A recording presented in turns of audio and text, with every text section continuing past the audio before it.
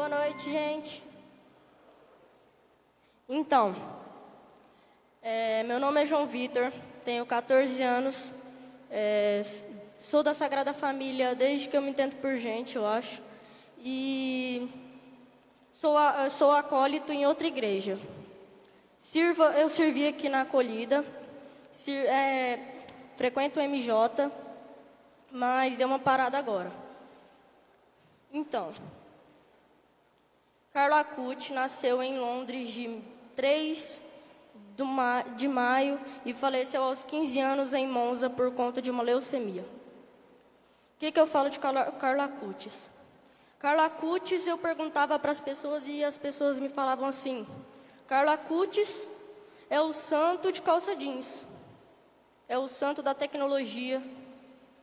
Mas eu falava assim, mas só isso? E as pessoas me falavam assim, Só que em 2020 foi o meu primeiro contato com o meu pai. E depois eu vi meu segundo contato quando estava no processo de beatificação, quando iniciou o processo de beatificação dele. Passou em tudo quanto é tipo de reportagem. E aí eu vi. Quando foi em 2021 agora, minha madrinha e meu padrinho me deu um livro de Carla Acuti. Não eu, mas Deus. Inclusive eu recomendo muito.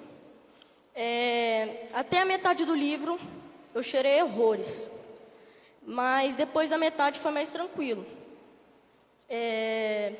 E eu via a história dele, eu falava, mas meu Deus, como é que pode um jovem normal, como eu, como muitos aqui, ser santo? E eu achava antes de Carla Acuti, nossa, ser santo deve ser uma missão impossível. Mas não, é uma missão tranquila. E eu ficava admirado com ele no ponto da morte dele. Porque a mãe dele virou para ele um dia, num leito de hospital, e perguntou para ele: meu filho, por que você não está triste, não está chorando, não está emburrado? E ele falou: mãe, é porque eu nunca perdi um segundo da minha vida desagradando a Deus. E aquilo, eu acho que foi a parte do livro que mais me chocou, mais me tocou. E eu fiquei assim muito receoso também.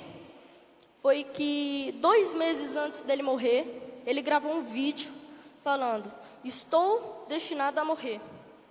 Só que como o jeito de Carla Acuti, sorrindo, alegre, feliz.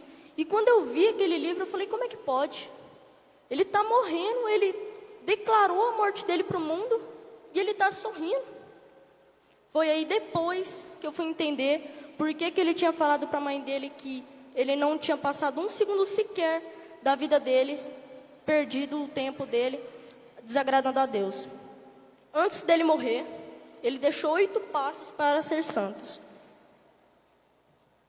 Vá à missa todos os dias e tome a Santa Comunhão. Quando eu escutei isso, eu falei assim, essa daí deve ser a missão mais fácil. Mas assim, não é. Não é a missão mais fácil. Tem missões mais fáceis. É uma missão que eu estou tentando trazer para a minha vida. E que Carlo falava que essa missão é uma das principais. Porque a comunhão é a única coisa que importa na nossa vida. A comunhão, para nós católicos, é a nossa comida, é a nossa alimentação. O corpo de Cristo é a nossa base para tudo. Tudo que a gente for fazer, o corpo de Cristo é a nossa base. Segundo passo: vá ao confessionário toda semana, mesmo que seus pecados sejam aparentemente banais. Isso é outra coisa que eu já vinha fazendo, estava procurando fazer também, que é ir ao confessionário toda semana. Quando eu vi isso, eu falei: não é difícil. Eu não moro longe da igreja, eu vou ir. Para vocês verem que não é difícil ser santo. Para vocês verem que essa missão não é difícil. Vir ao confessionário 2 vezes na semana só, Eu venho 2, tem gente que vem uma no ano. Então, assim, umas por dificuldades, outras por alegria, outras não vêm porque não quer. Mas quem sou eu para julgar, né? Terceiro passo. Faça um propósito e ofereça pequenos sacrifícios ao nosso Senhor e à Nossa Senhora a fim de ajudar aos outros. Isso foi outra coisa que eu me choquei bastante. Que Carlos Acuti não estava nem aí para a salvação dele. Porque ele sabia que ele ia para o céu. Ele estava preocupado com a salvação dos amigos dele, com a salvação da mãe dele, com a salvação do pai dele. E ele falava assim: eu prefiro dar a minha vida pelo meu irmão do que eu dar a minha. Do que, como é que fala? Prefiro dar a vida pelo próximo do que por mim mesmo. Exatamente, padre. Ele falava exatamente isso. E adivinha como é que ele falava? Sorrindo. Porque ele não estava nem aí para a salvação dele. Ele sabia que ele ia se salvar. Por isso, no leito do hospital, ele falou aquilo para a mãe dele. Deus sempre colocou no coração de Carlos que ele ia sim para o céu. Que ele ia sim. Só que ele precisava ajudar os outros. Para ele nunca estava suficiente ajudar só ele. Ele tinha que ajudar os outros. E isso é uma coisa que eu tenho aderido para a minha vida. Principalmente com as minhas irmãs. Tenho tentado fazer isso. Ajudar elas, ajudar meus amigos. E foi uma coisa que a minha família me ajudou muito. Sempre na minha vida. Minha mãe me falava que eu tinha que ser luz aonde eu fosse. Igual meu pai. E ele falava assim: seja luz primeiro com seus amigos, com seus próximos. Não seja luz com todo mundo.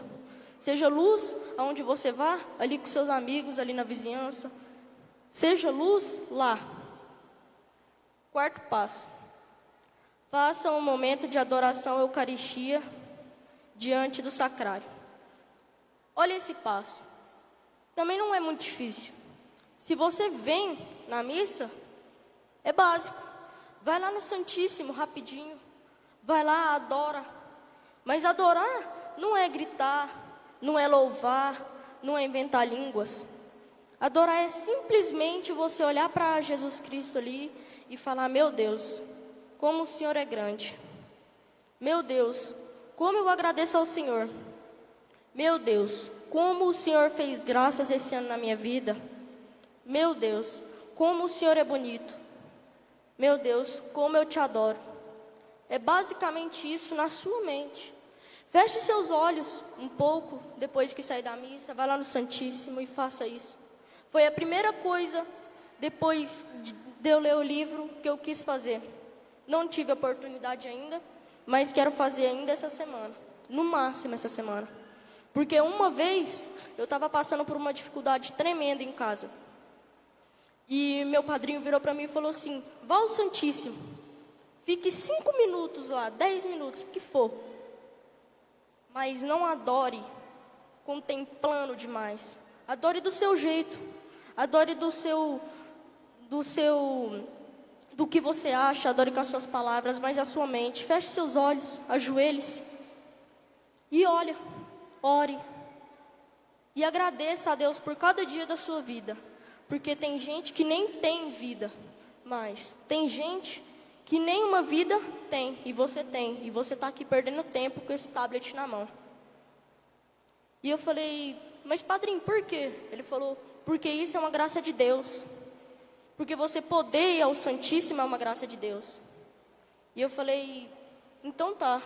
Eu fui, meus problemas acabaram, e foi a melhor sensação da minha vida. Literalmente foi a melhor sensação da minha vida. Quinto passo. Queira ser santo com todo o seu coração. Peça com insistência ao Senhor e ao desejo de ser santo. Isso também é básico da gente fazer. Quem aqui não quer ir para o céu? Só um louco que não quer ir para o céu.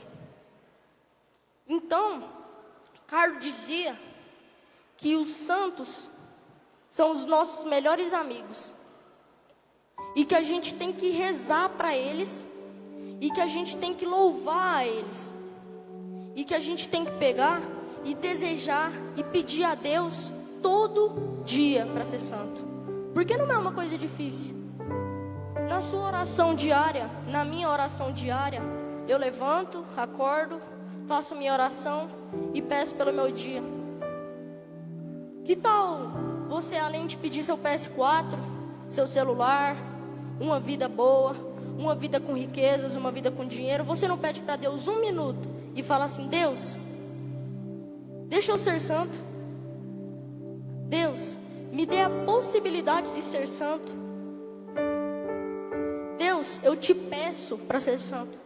Porque Deus falou assim: pedis e recebeis. Só isso. Pede na sua oração diária. Pede lá no Santíssimo quando você for lá. É só você pedir. Não é uma coisa difícil. 6º passo: leia todos os dias uma passagem da Sagrada Escritura. Outra coisa que eu admirava muito em Carlos é que ele todo dia ele arrumava um tempo para ler a Sagrada Escritura, a Bíblia, e todo dia ele arranjava um tempo para rezar um terço, rezar um rosário. E muitas das vezes a gente não reza uma Ave Maria no dia. E muitas das vezes eu não rezo uma Ave Maria no dia. Deixa as coisas do mundo entrar dentro da nossa casa. E Carlos falava que isso era a única coisa que importava: a santidade. Então, para você ser santo, é só você fazer isso aqui que eu estou mandando. Que eu não, Carlos pediu para vocês fazerem isso. E eu falei para minha mãe assim: mãe, eu recebi esse convite, mas eu nem sei direito quem é Carlos. Eu nem sei sobre o assunto. E ela falou assim: se aprofunde. E meu padrinho virou para mim e falou assim: se aprofunde e você vai ver o tanto que é bom. Quando as pessoas falavam assim para mim: por que você está na igreja? E eu não sabia responder. Falava: não sei. Por Jesus, para ir para o céu. E hoje eu entendo que eu estou na igreja não é para ir para o céu, não é por Jesus, é claro que é, mas é para ser santo.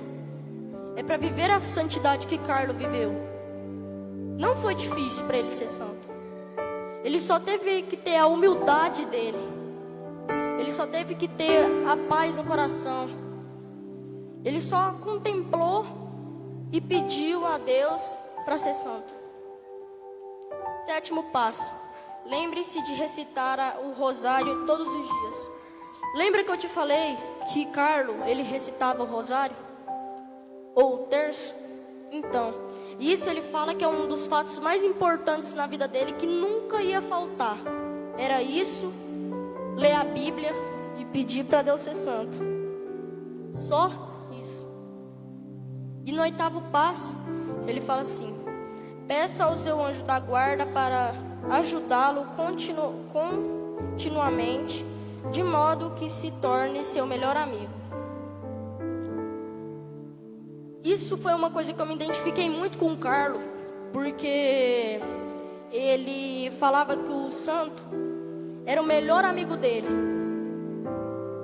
E depois disso, meu melhor amigo não é o meu melhor amigo que eu achava. Eu tinha uma professora que falava assim: quando vocês forem ao shopping, quando vocês forem ao supermercado, quando vocês estiverem fazendo tarefa, sempre lembre do seu santo, sempre lembre do seu anjo da guarda. E aí, eu falava: mas como, professora? Ela falava assim, ó: eu não vejo meu santo, eu não vejo meu anjo, mas toda vez que eu entro dentro do meu carro, eu botava o cinto e eu olhava para o lado e eu falava assim: você está aqui, né? E eu falava: mas como que isso é possível? E ela falava: João, é só você acreditar, é só você fazer. Quando você fazer, quando você tiver a honra de fazer isso, você vai ver o tanto que é gratificante. E ela pegava o cinto do carro e passava sem ter ninguém, e falava: você está aqui, né?